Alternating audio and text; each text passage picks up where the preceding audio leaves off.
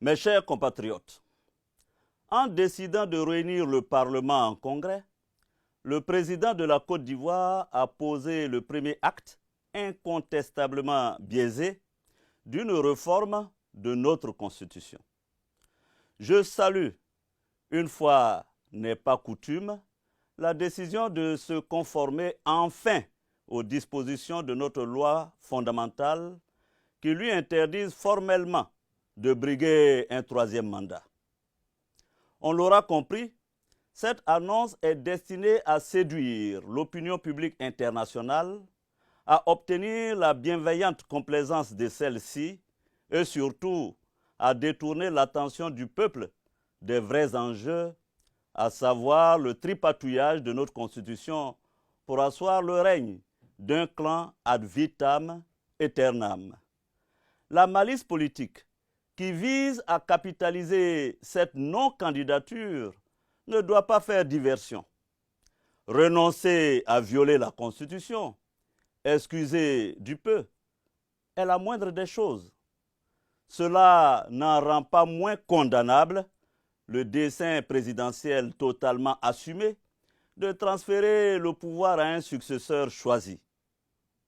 Appelons les choses par leur nom. C'est le scénario d'une véritable forfaiture qui se met en place.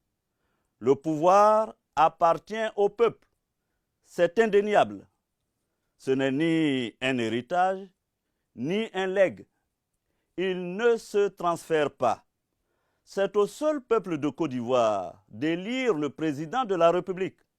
C'est son droit inaliénable. Le schéma qui se met en place aujourd'hui est celui d'un projet de dévolution successorale du pouvoir suprême par le biais d'une manœuvre constitutionnelle. Ainsi, ce régime ne se contente pas de museler ses opposants, d'emprisonner des députés sans la levée de leur immunité parlementaire, ni de mettre la justice à sa botte. Il manipule notre loi fondamentale 3 ans seulement après son adoption par référendum en la triturant au nom de petits calculs électoralistes.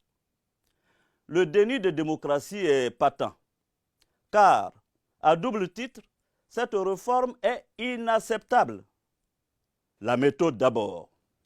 Réformer la Constitution, c'est prendre la décision d'une entreprise structurante qui ne peut se concevoir et s'exécuter sans y associer l'ensemble de la classe politique et des forces vives de la nation.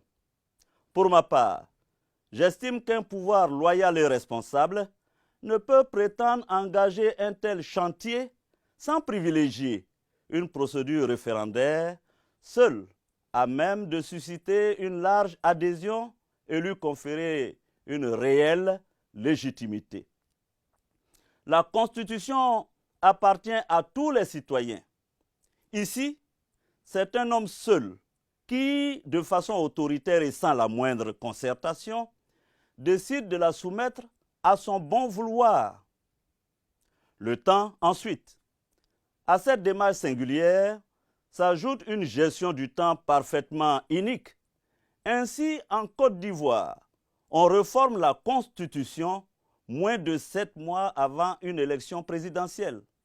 On y change unilatéralement les règles du jeu à si courte distance d'une telle échéance, alors que la pré-campagne a débuté et que des candidats se sont déjà déclarés. Le protocole de la CEDEAO relatif à la démocratie interdit, nous le savons, de tels tripatouillages. Manifestement, le pouvoir d'Abidjan n'en a cure. Le régime de M. Alassane Ouattara nous donne chaque jour l'exemple consternant de ce qu'il ne faudrait plus faire. Le règne de l'arbitraire, des institutions méprisées, le goût obsessionnel du pouvoir qui réduit le peuple à l'état de témoin passif de son destin. L'enjeu aujourd'hui est de consolider notre démocratie et de renforcer nos institutions. Un pouvoir légitime ne doit pas passer par-dessus ses concitoyens. Il doit les mettre en situation de s'exprimer. Aucun progrès, aucune dynamique n'est possible dans un pays où le pluralisme est réduit à néant. En agissant de la sorte, la présidence, une fois de plus, contourne les Ivoiriennes et les Ivoiriens et confirme que pour conserver son précaré, elle ne reculera devant rien.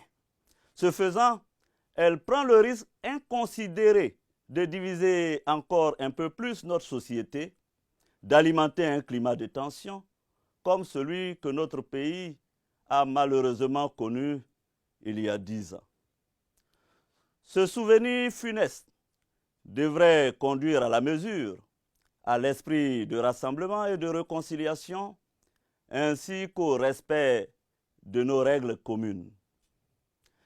J'en appelle à l'alliance de toutes les forces démocratiques de Côte d'Ivoire. Au-delà, c'est à tout le peuple de Côte d'Ivoire que je fais appel. L'heure est à l'union sacrée face aux périls qui menacent nos libertés et notre nation. À l'aube d'un rendez-vous qui est celui du peuple, je veux vous livrer quelques convictions intangibles à mes yeux et nullement négociables. Notre vie démocratique appelle des actes forts et le respect absolu des valeurs.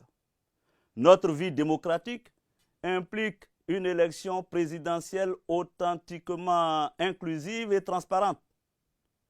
Notre vie démocratique exige la création d'une nouvelle commission électorale indépendante, puisque l'actuelle est stipendiée, partiale et sclérosée.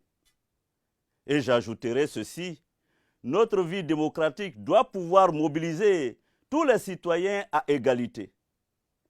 Si je me suis engagé à la gratuité de la carte d'identité pour tous, c'est parce qu'une nation doit traiter ses enfants sans discrimination ni exclusion, leur reconnaître les mêmes droits, leur permettre d'accéder aux mêmes références et aux mêmes symboles. Je suis candidat à l'élection présidentielle d'octobre 2020. Vous le savez déjà. Et avec vous, je la gagnerai. C'est manifeste. Je ne le suis pas pour moi-même. Je suis candidat pour que demain, le peuple accède au pouvoir. Ensemble, si vous le voulez le décider, je vous le promets, nous ferons de la Côte d'Ivoire une démocratie que d'autres pays en Afrique et dans le monde citeront en exemple. Dieu bénisse notre nation, Dieu bénisse son peuple. Je vous remercie.